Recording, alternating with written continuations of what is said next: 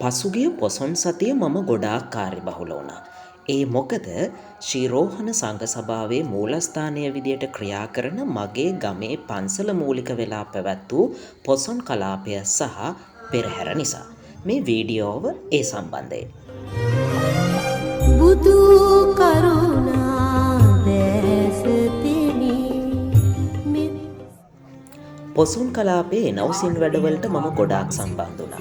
ඉතින් මේ කාලෙකට පස්සේ තමයි මගේ අතට මයික් එක හම්බෙලා තියෙන්නේ. राज्य विसम महोत्सवे नाट्य तरगावलिये प्रथम स्थाने दिनादा केटिनाट्य बव ඌරපොළ සුරත්න ජෝලි විද්‍යායතන පිරිවෙන විහාරස්ථානය මූලික කරගනිමින් සංවිධානය වන රුවන්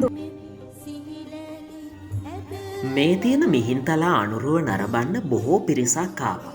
මේ අනුරුව ඉදි කරලා තියෙන ශ්‍රී ලංකා යුද හමුදාවේ ආදරණීය රණවිරුවන් විසින්.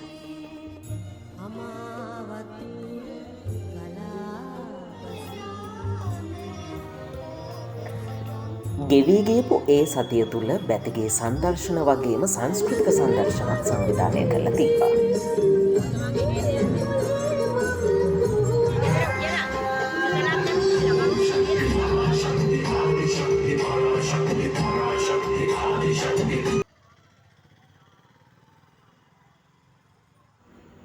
මාතොට මහ පෙරහැරේ කරඬුව වැඩම කෙරෙව්වේ කෝට්ටේ රාජා හස්තිරාජයා. ඉතින් කෝට්ටේ රාජා සැරසුවේ මෙන්න මේ විදියට.